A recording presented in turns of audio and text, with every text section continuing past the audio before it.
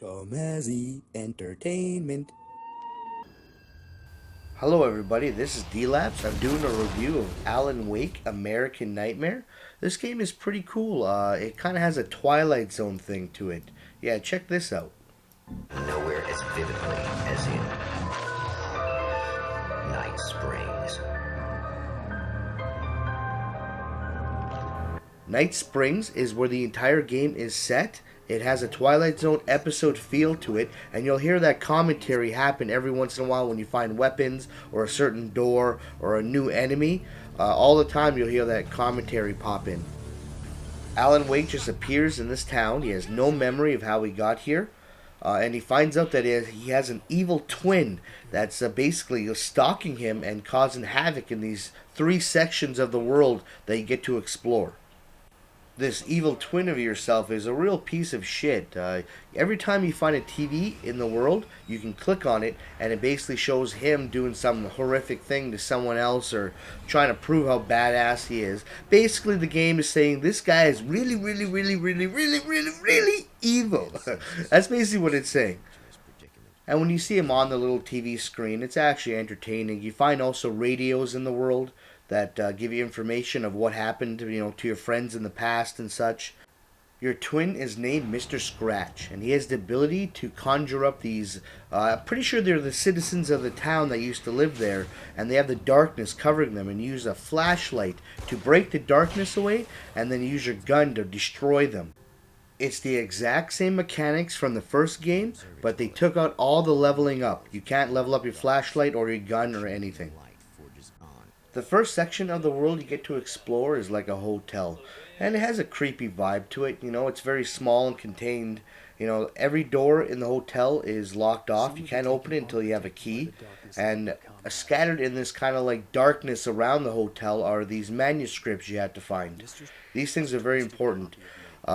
Every time you find a manuscript, it tells you part of the story that happened. If you get enough, you get to open up these containers, and these containers have some pretty badass weapons you can use. Even if you don't even open those containers, there are weapons and ammo scattered all over the place. Like, I mean a lot. Like, the developers were like, hey man, fuck it, let's put everything in this game non-stop and make so when you open the containers and you get a machine gun, you're like, who gives a shit, because I just got a sweet shotgun just around the corner that was just sitting on the floor.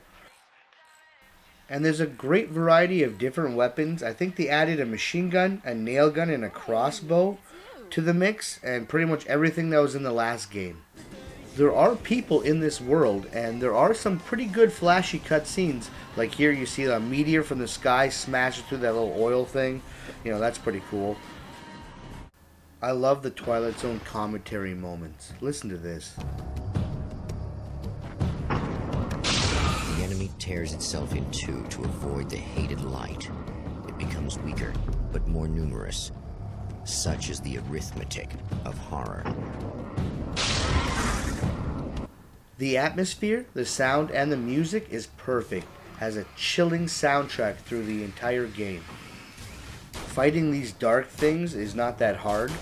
You also have with the left bumper, you can do a dodge move, which is pretty cool. And with all the weapons and the light and everything, the game is pretty easy. It's definitely not a hard game at all. The main campaign is only 3 hours, 3.5 hours at best, which is pretty goddamn crappy for a game. But I want a full-length Alan Wake game. I don't want this arcade crap. And also it comes with an arcade mode, which is kind of like enemies attack you, and they get harder and harder and harder, and you have to survive as long as possible. There's a handful of bosses in this game, and they're kind of boring. To be honest, man, I give this game a 7 out of 10. It has problems. It does. It crashed on me a couple of times. Backwards capable. I don't know. Who knows? But 7 out of 10. It was decent, but eh. It would have got a higher rating, but like the people you meet in the world are kind of stupid. They're there for one brief moment to give you something or tell you something, and then they disappear or die.